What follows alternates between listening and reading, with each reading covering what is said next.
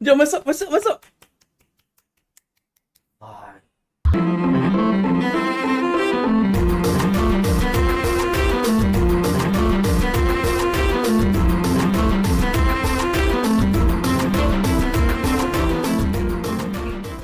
So, Oppenheimer is a phenomenon.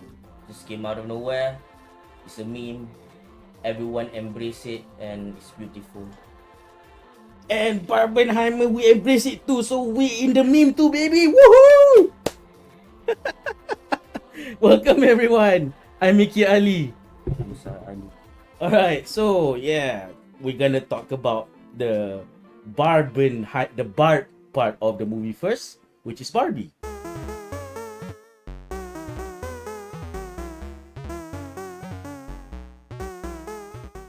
So yeah, Barbie is directed by Greta Gerwig and written by Greta Gerwig and Noah Baumbach. Couple goals. Yeah, couple goals. So yeah, so Noah Baumbach is a pretty big name. Greta Gerwig herself also a big name. Does a bunch of, award-winning stuff and all that jazz. I know neither of them. They just look cute. That's it. And yeah, this is like a force to be reckoned with, man. I mean, I have no idea, like both of them. I mean, I'm also not familiar with both of their works exclusively, but I did see Marriage Story, Oh which yeah, is you told written me and before. directed by Noah Baumbach. Man, Barry story is really, oh god, So yeah, I guess it's disheartening. yeah, and then I guess at one point someone at Warner Bros and Mattel decided, hey, Greta Gerwig, wanna roast the hell out of us and everything in the world of patriarchy? We throw money at you. Mattel be like, yeah, roast us too, please. So then this movie came out. So yeah, let's talk about it. Yeah, I heard a rumor, or maybe it's already true. In the past, the role was supposed to be taken by Amy Schumer. Amy Schumer, yeah, and apparently she didn't take the role because there's not enough feminist angle, right? But then This there's a, movie came out and apparently there's a lot of it, but I think it's not vitriolic enough for Amy Schumer's taste, I guess. I yeah, don't know. and apparently I don't know how much of this is true, but I like it to be true because uh, Margot Robbie also kind of like pitched in the idea of a Barbie movie because she's also the co-producer, and she believes in like the version that Greta Gerwig and Noah Baumbach has came up with will be $1 billion movie, and lo and behold, it's close to $1 billion now.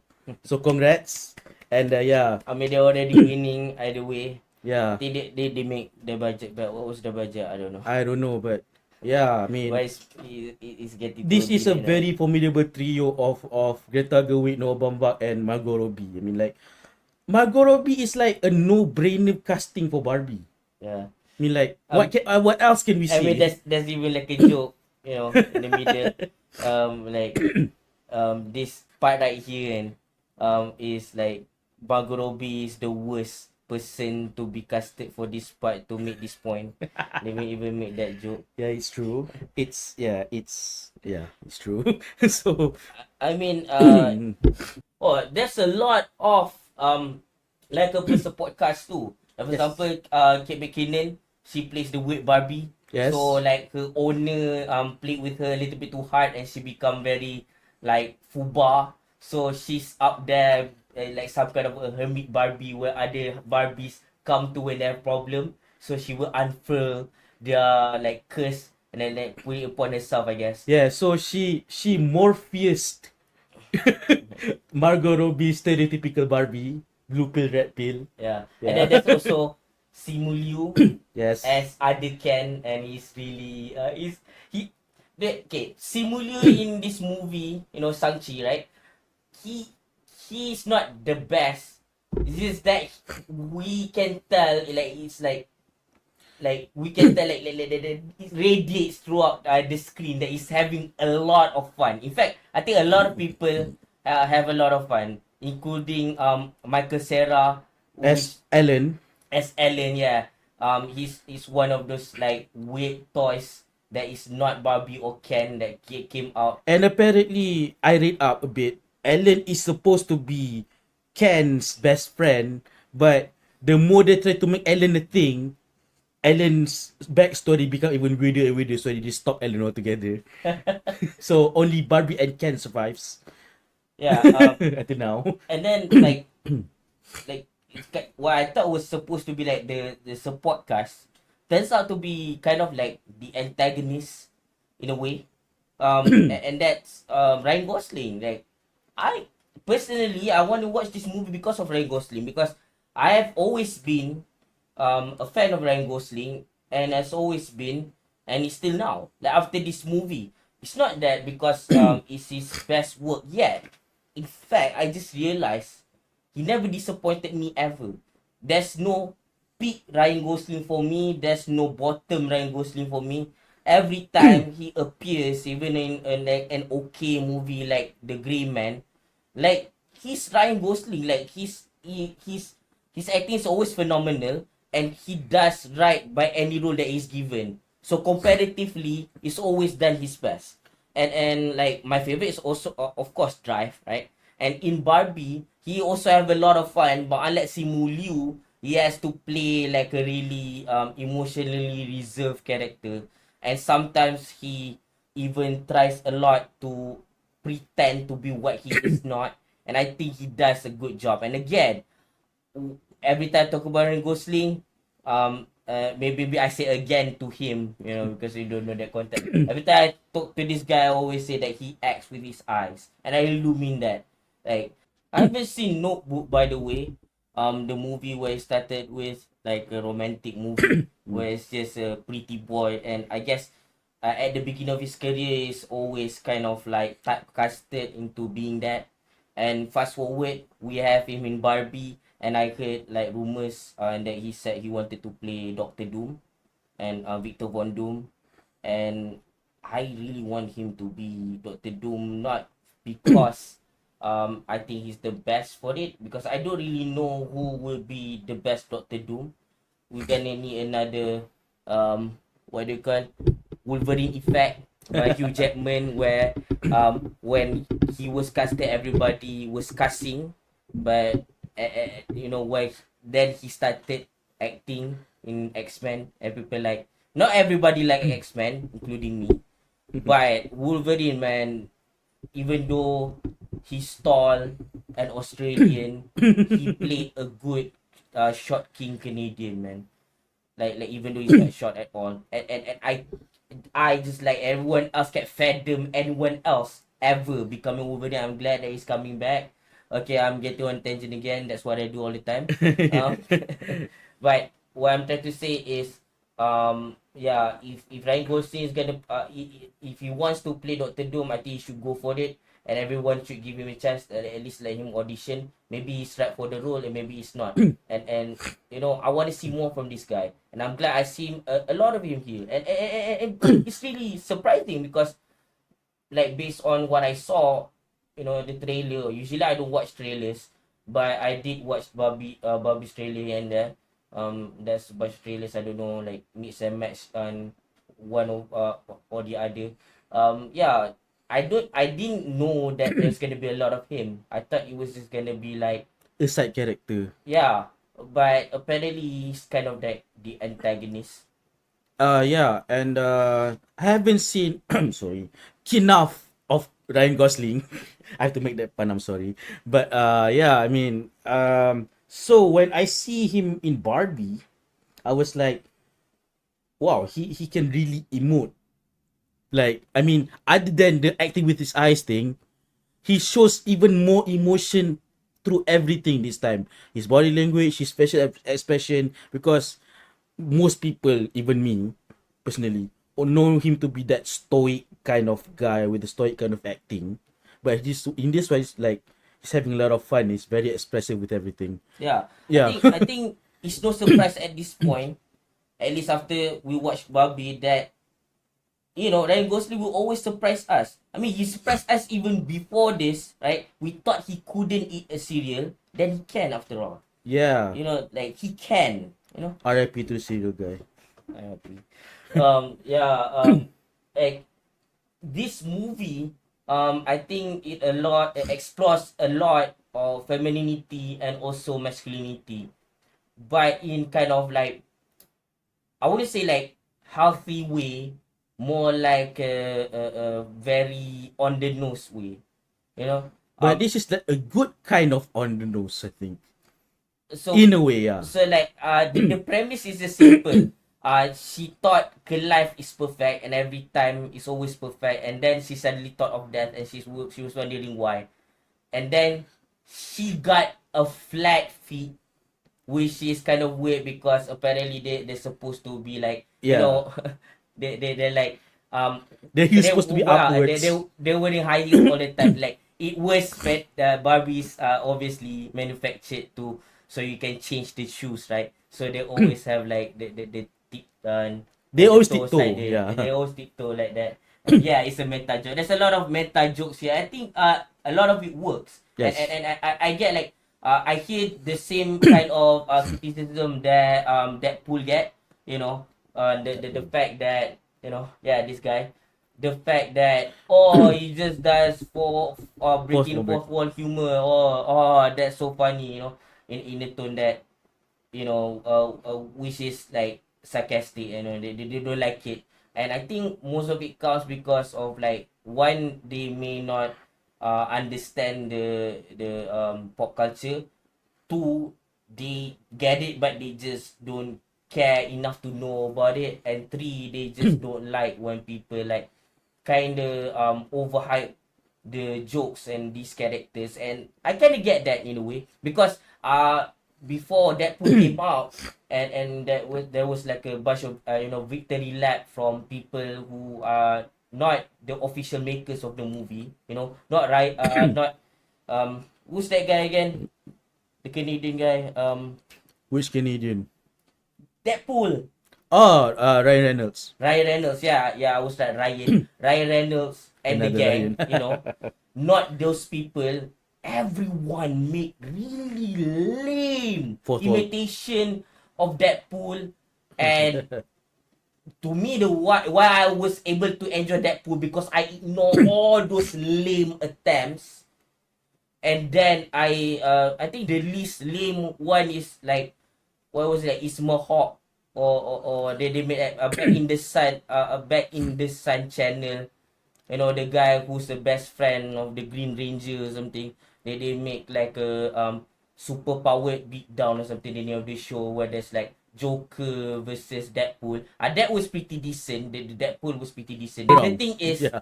when it comes to like the general population, how they depict what Deadpool might be like and how his humor is going to be like is kind of cringy, especially because of like the fact that nobody really knows much about Deadpool. I mean, a lot of people grow up watching Spider-Man and Batman or whatever, so people get hyped up every time their movies or series are coming around. It's kind of warranted, right? That the moment Deadpool comes into the picture of the pop culture zeitgeist, people start to, you know, pretend as if they like Deadpool along. I'm guilty of it. That dumb thing that people do where, you know, where nobody listens to Michael Jackson, but as soon as he dies, a lot of posers go to the internet cafes or whatever, and then watch a lot of like you know, Beat It or something, like pretending they've like Michael Jackson all along, which is kind of like I you know what I'm trying to say. I can understand, you know, how the meta jokes can kind of be a little bit too much for a lot of people. But for those who are already an enjoyer of that, I think you're gonna enjoy this too. And the thing is, as soon as Barbie, right, she goes to with Barbie, and she's like, oh, apparently she has to go to the real world to meet the you know, the character or the person who make her that way, to have flat feet. And that's when she goes to the human world and Ken comes along. That's when they start to explore the world of human masculinity and femininity. Bro, okay, so to add to like the meta jokes thing. So, yeah, I mean, people are kind of like cringed with the fact that this like I don't know, like big conglomerate, like conglomerate is trying to be in the movie game Uh, because they were like totally want to shamelessly plug the ever ending product, and then Lego the Lego movie came oh along. god. I haven't seen the Lego movie, but I did see the spin-off, which is I did see the Lego the movie. Lego Batman movie. I did see that instead. But yeah, I mean, it's totally is a corporate agenda by Lego, but it was done in very tasteful and human way, surprisingly. Yeah, and that's the Yeah. thing too. Lego with a lot of their stuff, including like the Lego Star Wars, the recent Lego Star Wars game, they make things a lot of fun, and like everyone, almost everyone can agree that episode 7 to 9 are terrible, right? They're shit straight up, especially episode 9, right? Yeah. I'm glad I didn't watch that movie, but I did watch the Lego movie and the Batman Lego movie, right? Lego Batman movie.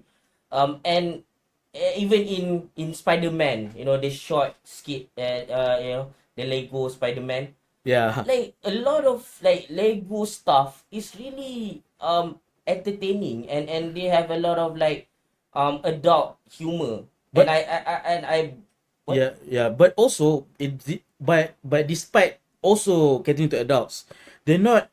They also know that kids play Lego, Yes. so they incorporate the childishness of Lego into like the whole Lego mythos. For example, like again in all the Lego stuff, the sound effects is all like pew pew pew, kaboom, instead of like Yeah, instead of like and actual sound effects. they make that those sound, you know, like an onomatopoeia or something. Yeah, So so yeah, relating it to Barbie. Yeah, I mean it's like in the Barbie land itself. wait. I want to say like, you know, like Star Wars, right? 7 to 9, they kind of bad. Yeah, But okay, when right. they made the Lego Star Wars game, they were able to make it like in a way that they tell an abridged version of those 3 episodes. And even though people don't want them to be canon, but Lego Star Wars make it canon and make it good, make it fun and full of Yes. humor. But the humor, like I said, is adult, but kids can enjoy it too Right, yeah. because they're not vulgar humor. Yes, yes, When it yes. comes to Barbie, Yeah, because to Barbie, so in the Barbie land, you can see it really knows that it's a kid's toy. So they like everything is like very law friendly to the point like the tea set is like it's just an empty cup. When Barbie was showering, she was pretend to shower. To her it's real shower, but we know it's not. It's just like a shower head, and then she was like pretending to shower, but there's nothing coming out. So you see this, what I have to deal with this, like he was laughing non-stop in the I beginning. enjoyed the fuck out of He's it. this excited. But the thing is, unlike the Lego approach, the Barbie have some kind of like pseudo vulgar jokes there. Yeah, he does. Yeah, But the thing is, it's more like a layered one. Whereas when you watch it as a kid, it will you flew might by you. enjoy it, Yeah, or it will fly by you. But as an adult, you can enjoy it again. so yeah, Oh he yeah, has. that's that too. Yeah. I gotta say, Right. the jokes are not perfect. Yeah, you know. So, Like he said, mentioned just now, it flew by you some of it. Like yes. I think the best ones are like the Disney Pizza classics. You know, like Monsters Inc. or Toy Story or whatever, where there are jokes that are like double entendre for kids and for adults, and the kids laugh their ass off. As an adult, you will laugh at your ass off even more. But in Barbie, a lot Yeah, of yeah. the jokes are not for kids, not in the sense like they are vulgar.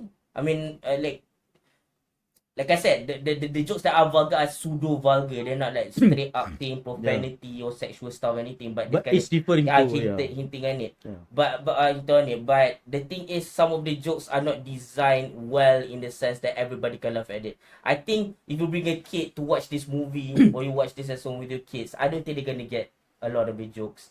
I think that's a little bit of criticism there. Yeah, yeah. But at the same time, because I'm an adult, I understand those jokes. I can enjoy them. while acknowledging that not all the jokes work. Yeah, it doesn't. Yeah, not all of it works. Yeah, and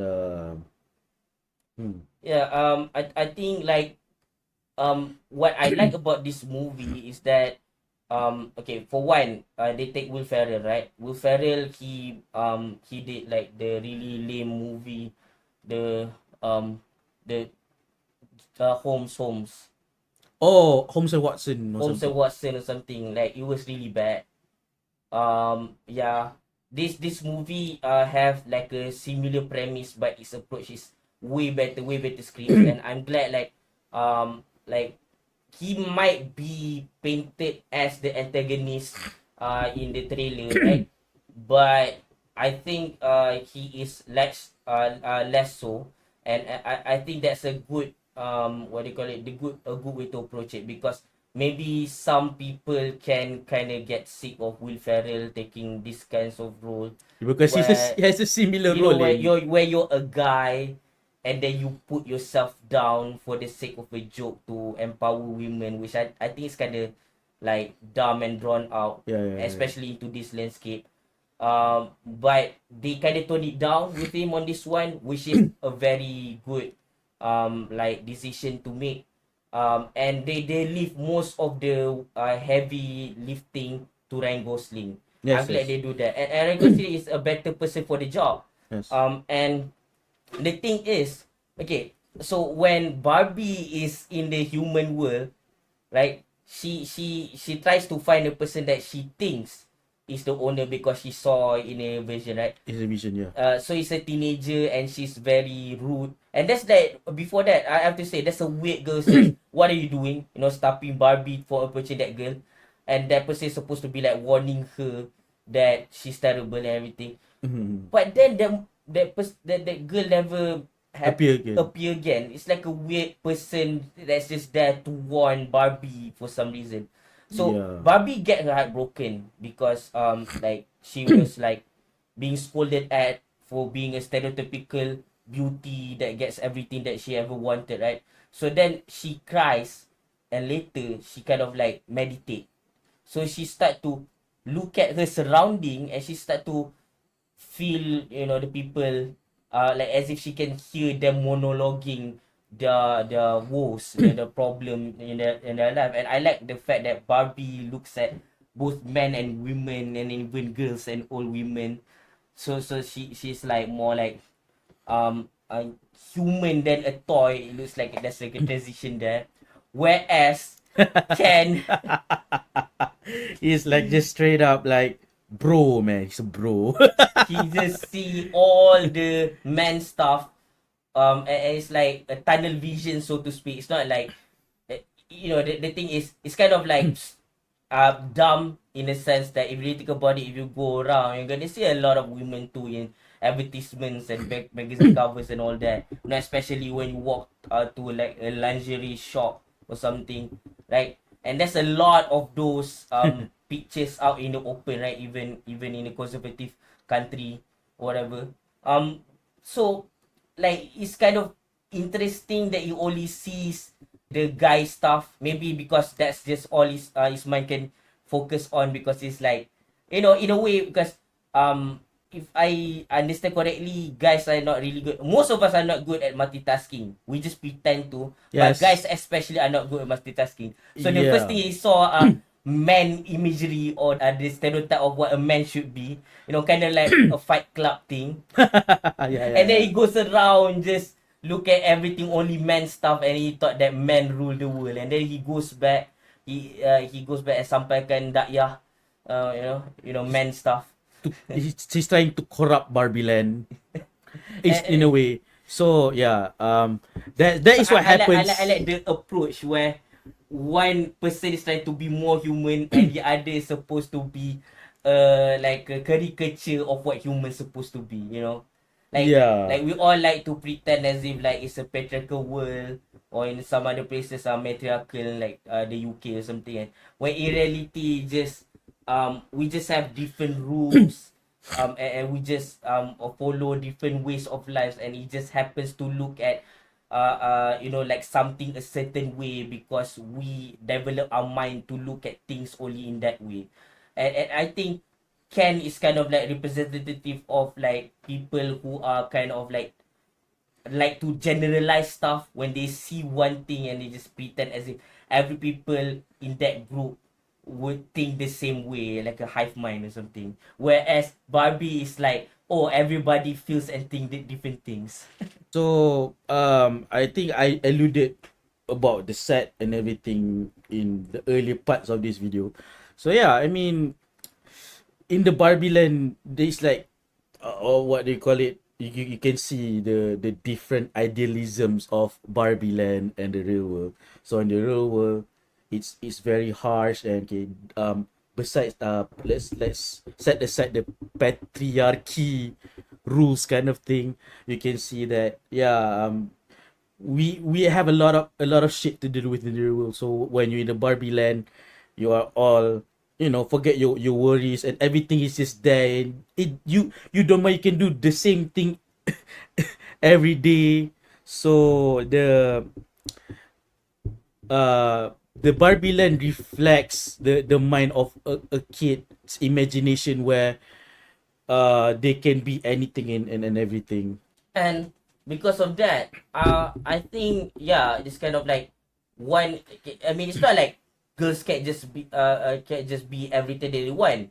They totally can. It's just that things are not so cut and dry. Yeah, yeah, Like that yeah. in Barbie, everybody gets to be what they want exactly.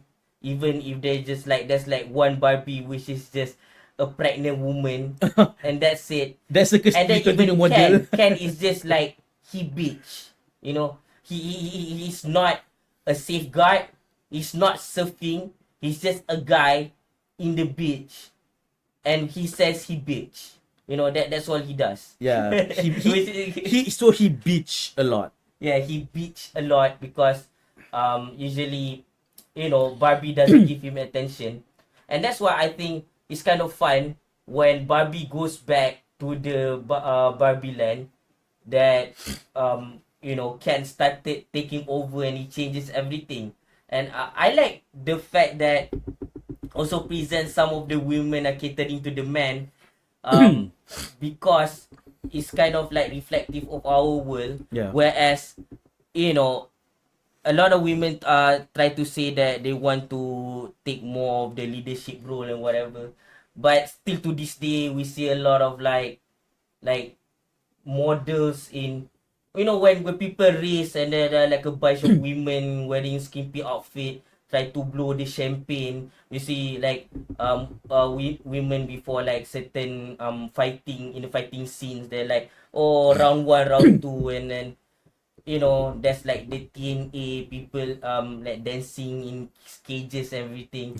It's kind of like the real way is kind of contradictory like that. And Yes. for them to present it in the Barbie land, which is like I said before, was supposed to be black and white, but now is as grey as the real world. It's So like yeah. totally the real twist is not Barbie going out to the real world. The real twist is when what happens when the real world is brought into Barbie land. Oh God. And it becomes like a grey area. This is a weird parallel to draw with, but I just realized this. This is like the premise or the setting rather is like Guillermo del Toro's Pan's Labyrinth. Okay, elaborate. So the main character of Pan's Labyrinth, Ophelia, is like living in like a fascist world Okay. of like I don't know, there's like a regime of some sort that is ruling Spain or Mexico or something. Alright. And it was a very bleak life. So she has to go to the like a fantasy land to supposedly get away from her woes. But Okay. I guess where he's going. the fantasy land is SF top. as effed up or even more effed up than that. So wow. I've heard a lot of about this movie. God. I have to see Pan's Labyrinth soon, man. There you go. I just connected Barbie and Pan's Labyrinth. Like There if you you want can to go. see something more like Barbie after Barbie, don't watch Oppenheimer. No. Go watch Pan's Labyrinth. There you go. That is, yeah. I just saw the parallel. So yeah, when you bring that to fantasy land, I mean, I think that is what creates depression, because you need a space for to in your head or physically to get away from your problems. Like for example, us or me or everyone, like me for example, even though I rarely do it, but I play games if I'm down. So but if I bring my problems to a place where I should be having fun, then what's the point? It's like, Yeah. yeah. So that's what that is like, kind of like the contentious thing, in this movie, because Barbie is like, where's my perfect land? Yeah. Now it's destroyed and become just as grey as the real world. So she tried to change it back, but in the process, she kind of make the men fight each other, and it becomes like a whole thing, and there's like they break out into a dance, and it's a song. And then I'm just Can song is a beautiful musical number. Yeah. Oh And god. it's just great that they explore, like, in the song. It's actually about how they realize that they've become codependent, towards women. Yeah. And if you think about it, it's kind of like vice versa, right, in the real world.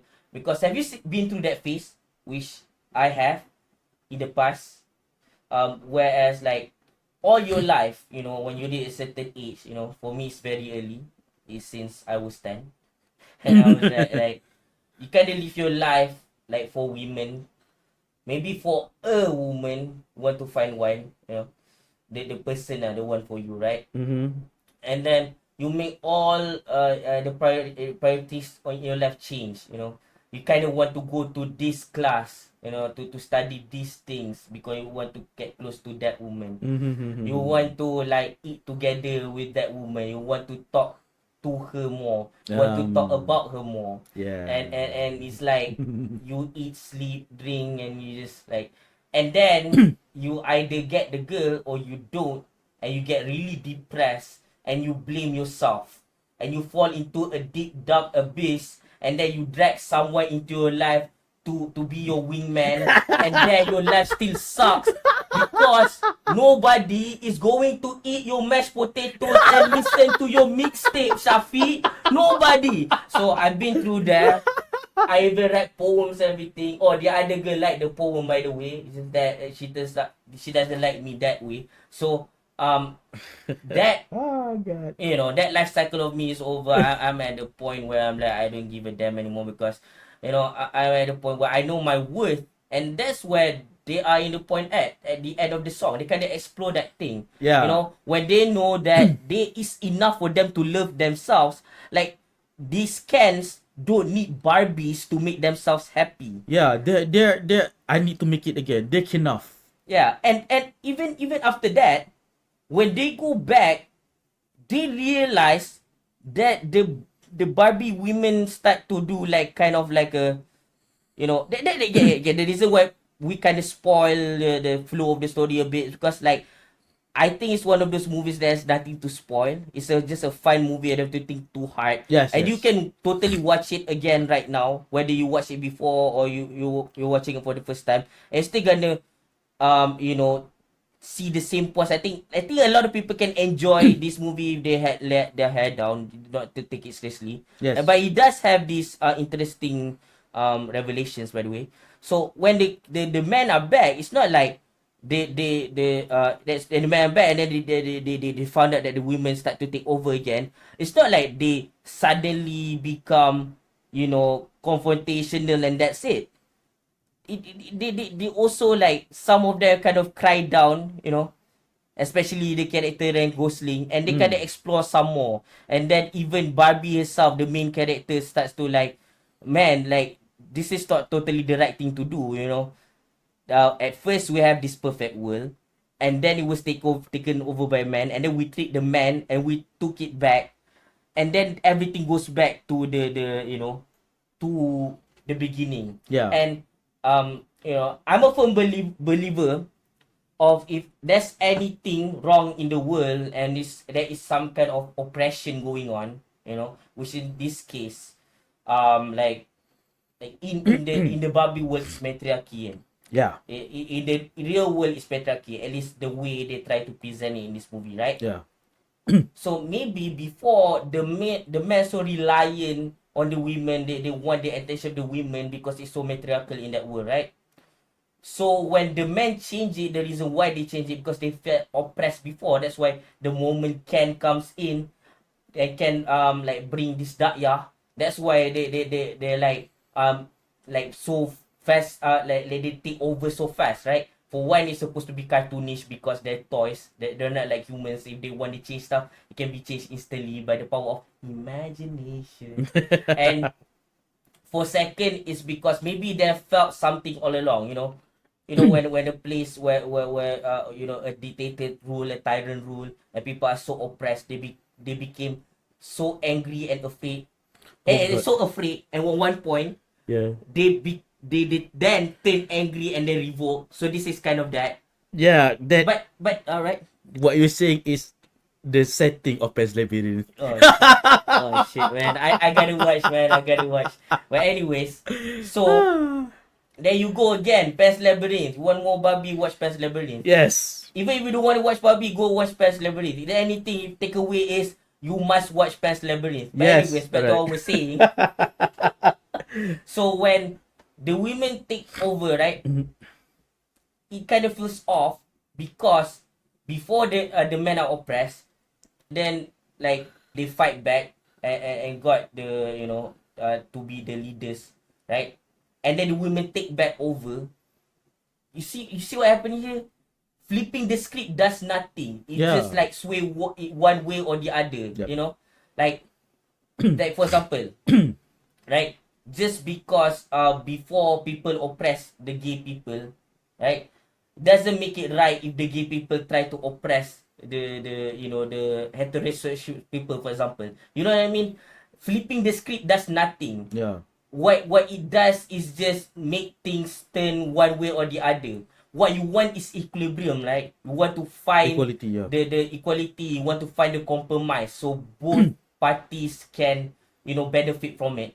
So I'm glad that the movie kind of like find a resolution that is not saying that the like only matriarchy is good or only patriarchy is good. It kind of like explore that if nothing else, it's at least 25% masculine and 75% feminine.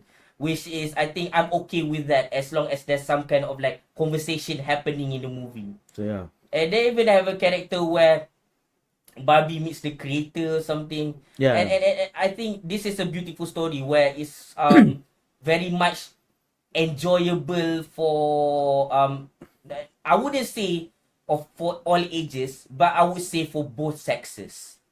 Not all aspects in the movie work out, of course, because some things remain unresolved.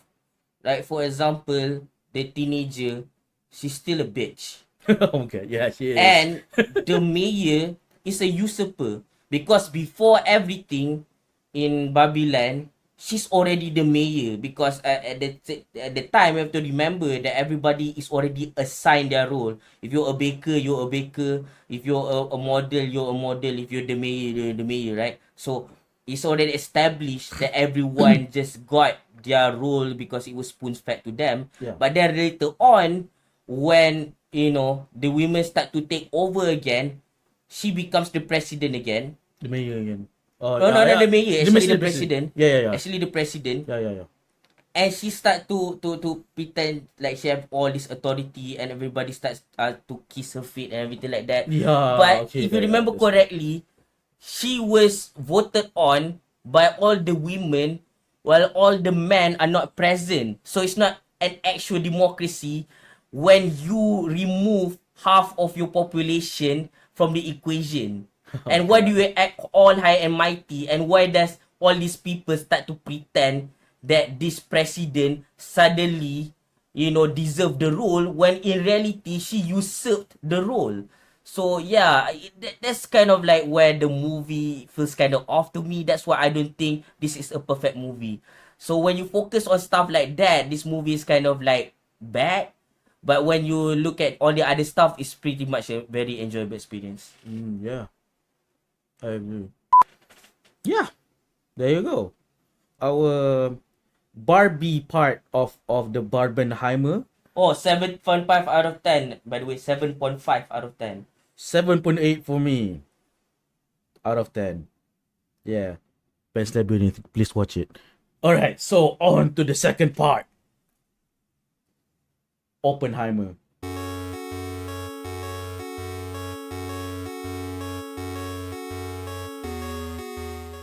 Alright, so yeah, Oppenheimer, man. I mean, you know the guy. He's like he's the father of atomic bomb. Yeah. His death, destroyer of worlds. And the guy is the ultimate troll. Imagine, right? Okay. You're looking outside the window, right? Hmm. And then you see like a big boom and then a big flash, right?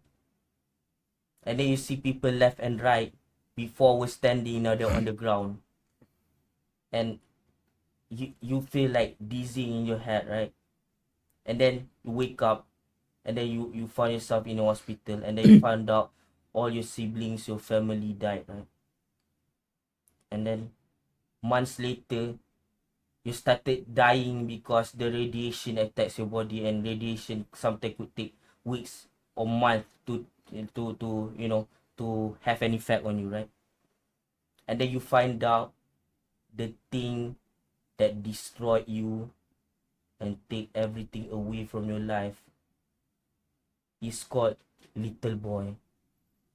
And another place is called Fat Man. Imagine that. The thing that kills you and take everywhere from you is called Little Boy and Fat Man. Man, what a code name, man. No. For the bombs. No wonder Japan doesn't show this movie. Oh god. I don't blame them, man. I don't blame them. Oh god. Yeah. This is the anti-Godzilla, right? So yeah, Anti-Gojira. yeah, that's why they have Gojira, and US now have Oppenheimer. So it's about Oppenheimer, J. Robert Oppenheimer, the physicist who is like the lead of the Manhattan Project that is responsible in creating the first atomic bomb, and the rest is history, whether we like it or not, whether he likes it or not. So yeah, he's played by Killian Peaky Blinders Murphy. Oh god. Yeah. The biggest whore. And the parallel is good too, because this guy is also a whore He's a whore, yeah. in real life. He plays around, man. Yeah, it's a gigolo, straight up. Like, it's Yeah. documented. Yeah. Like, dude, it, you know, I get it, man. Have you seen her? You know, like in our final review of this year. Dude, if you know, you know. Okay. But anyways, Alright. you know, you kind of want to make me learn Sanskrit, you know, in my room alone, preferably with the doors closed and locked, you know what I mean. But anyways, Diligently looking at it. dude, the movie is gorgeous, man. It's gorgeous. Man, what can you say? It's Christopher Nolan, man. Like, it's a proven. Dude, this. Okay.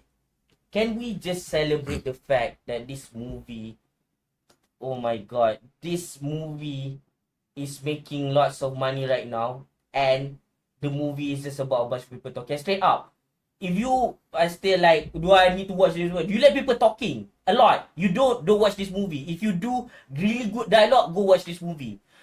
Over the dialogue, because you know how Nolan rolls with his sound design. Yeah. That's music non-stop. Yes. But unlike a Malaysian movie, the music, man, is so good and it fits so well. And unlike the other movies too, like Tenet, for example, which a lot of people complain that the music just drown out the dialogue, right? But this is like a compliment. complimentary. It's part of the character, I think. Yeah. Because if you don't have the music, I mean, it will bore people even more, because you know the gravity of the situation needs to be punctuated. So the music really helps. Yeah, I over describe things and then we go a little bit too far. What I'm trying to say is like, okay, you compare this guy to someone like Steven Spielberg, who is just gonna be like, oh, I want to make a masterpiece now. He go makes Schindler's List. And then suddenly, oh, I want to sell out now. And then he just makes like Ready Player One. Ready Player One. And then he just disappear behind the studio's moniker, right? It feels like the studio's movie doesn't feel like Steven Spielberg, right? It kind of makes sense that he makes money, right? Yeah. But then there's James Cameron, and there's a lot of spectacle, you know, the best technology at the time, and always make a lot of bank, which I'm never going to care about all that much. It baffles me how every time there's Avatar, he made billions. Because I will never watch Oh. Avatar, and I will never watch Titanic, because everybody keeps giving me mixed signals to whether or not watch that long ass movie. So I'm rebelling. Yeah, people treat me twice to both Avatars. I still don't get it. Yeah. I still don't But get it. the point is, so like Quentin Tarantino has a lot of like, what do you call it, vulgar and really edgy dialogue that is so captivating, right? Yes. And you have Martin Scorsese that have the mafia stuff. Everybody likes the gangster stuff. And then you have people like Kubrick, which does now we do that really this scientific stuff, which is like kind of great, that Barbie kind of reference that in the opening, you know, Yes. 2001 A Space Odyssey, right? And then you know, they make these like different concepts, you know, right? How Alfred Hitchcock is riding on the psychological horror wave that he kind of created, right? And it kind of makes sense that these people make a lot of money, but it just doesn't make sense how Nolan keeps getting away with it. Yeah, like, it doesn't make sense. He changes everything that we know and love about Batman, and still everybody love his version, man. Yes. His version is just like people just okay with it being different. So yeah, studios, please don't stop give money to him. Please Man. empty your bank accounts, give all of it to him. Your other movies don't matter, je, no lah. But No, yeah. this guy can just sell anything at this point, you know.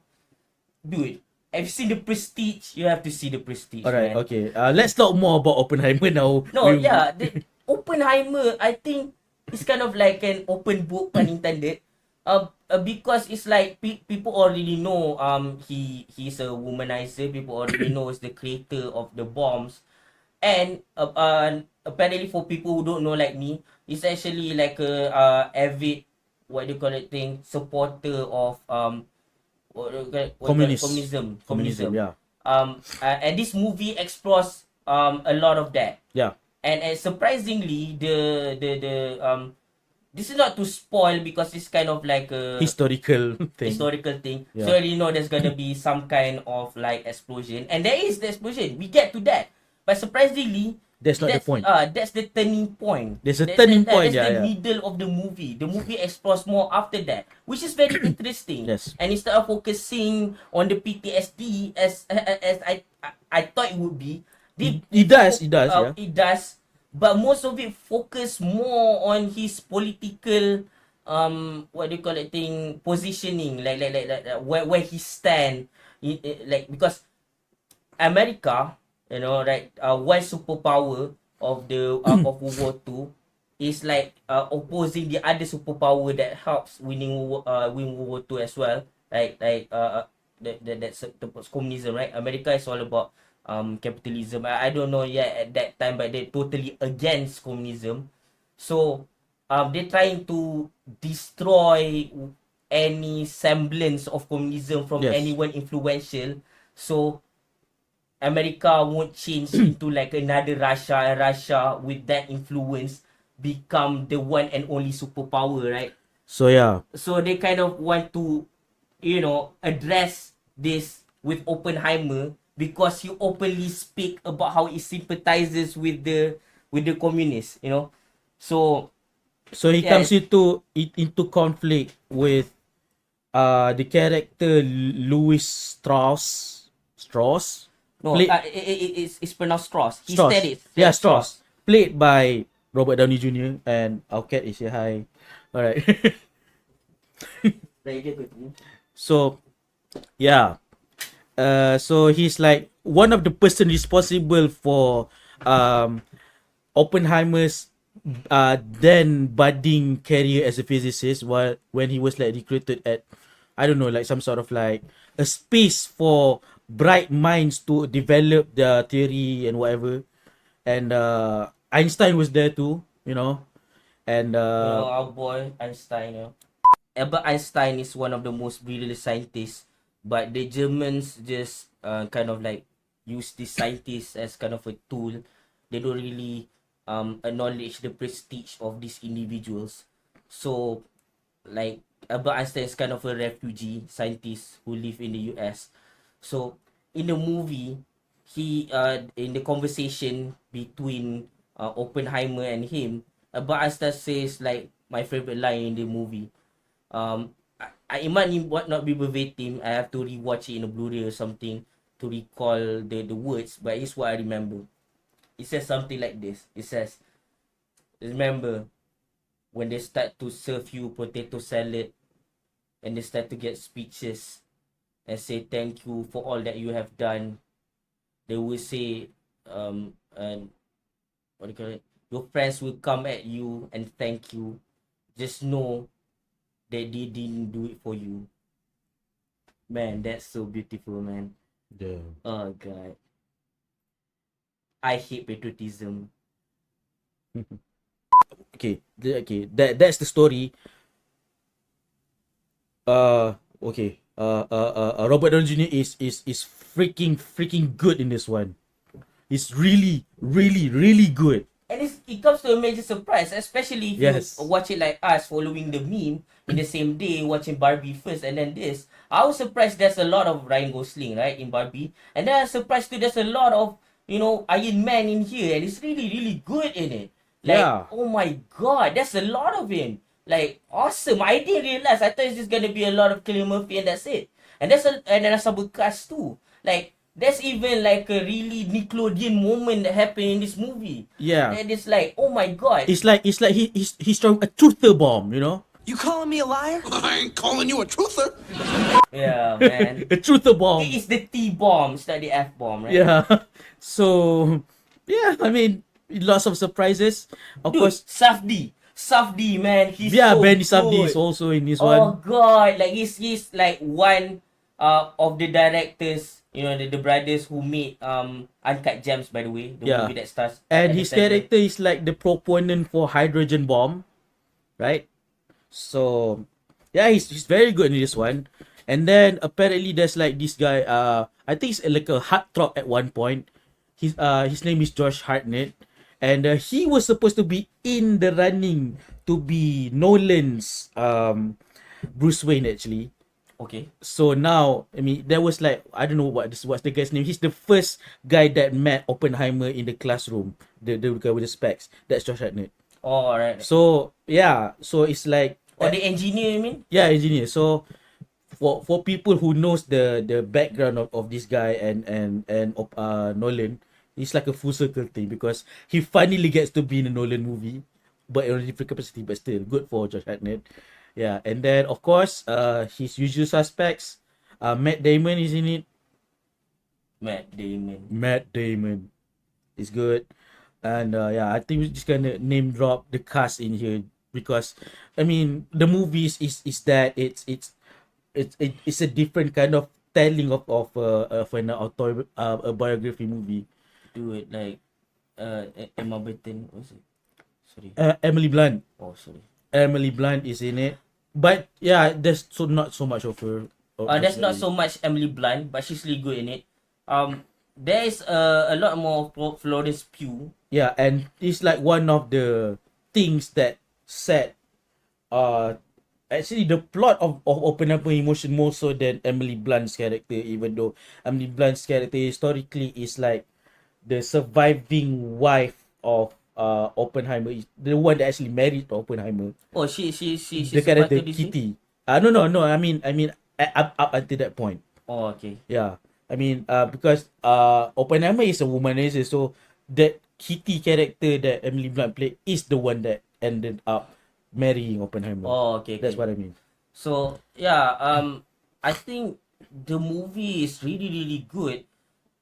Especially when you have to consider that the movie is gonna involve a lot of equations, right? And the movie does not waste any time. Yes. It just goes straight up. It says like Oppenheimer is a student, right, in one university, and then he followed a program, go straight to German, right, to study a lot from like the scientists there, and then before they find out like he's kind of a Jew, like he has a Jew blood in him, I don't know. I think so. So he goes back to America and open a class, right, next to the heartthrobs engineering class.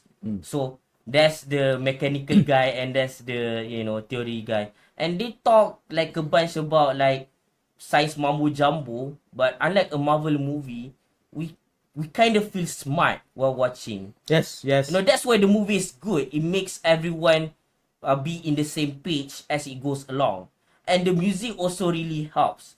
Like like we mentioned before, Yes. it interwovens well with the imagery of like I think particles and fission Yeah, and yeah. everything. Yeah. I'm just saying stuff, and that's the thing. I feel smart talking about this movie, and also while watching it, it's really good. And yeah, the fact that those like particle effects, like literally particles effect, Oh yeah, and on a microscope, I'm guessing. yeah, it is miniaturized. The cinematographer is a genius for capturing that. Dude, the explosion is real too, by the way. Yeah, I don't know how he did it, but it's real. But it's not nuclear, of course. It was confirmed it's not nuclear. Alright. But still, it's the fact that they can recreate it, and the cinematographer is crazy enough to go near the freaking explosion with a bulky IMAX camera that is very heavy, by the way, and go straight near the thing and capture it. And we saw it like it's like Nolan is crazy. Nolan and cinematographer Hoyt Van Hoytema, not mistaken. Yeah, those two are crazy people, and we love them for it. Dude, Cillian Murphy is the best person for this job. For one, he looks the part. For two, he's very charming. So it Yes. like it makes sense that it kind of sell the womanizer part of it. And then like three, we know he can take a lead role, because before that he was just like doing a bunch of support stuff, right? And then he got better and better roles in Nolan movies, and now he got the lead role in this one. And Peaky Blinders already shown to us He can be a lead to us. man. He can be a lead man. It's really really good. Leading man, yeah. He like he plays a very subdued and stoic character when it counts, especially after the bomb, the bomb. And then before that, he is like magnetic as well. He's a very approachable person. Yes. Because he's very in the pursuits of science, that he finds it very, what do you call it, thing, unproductive to turn people away. He wants to talk to more people and spread more influence on them, scientifically speaking. Yes. And he just wants more people to get in on what he's discussing, so they can open up more and more of a discussion on how the atomic atomic science work. I'm trying to come up and conjure a lot of scientific terms, because I'm not a scientific guy. I'm just a communication student from Unicel. I know nothing. But anyways, yeah, like he is, oh god, I can't stop looking at him, and I think that what lets me stay up, other than the music and the gorgeous cinematography. And the thing is too, yeah, maybe that's the main reason, because the music and cinematography kind of make me want to go to sleep. This is a good movie to go to sleep too. Yes. It's like if you watch that Mid Canyon Big Bang Theory Parody. parody, right? It's like that. It's like you sleep and then you wake up with a big brain and you're gonna die. So yeah, like I'm glad that some people quit reviewing, so she won't sleep while watching this movie.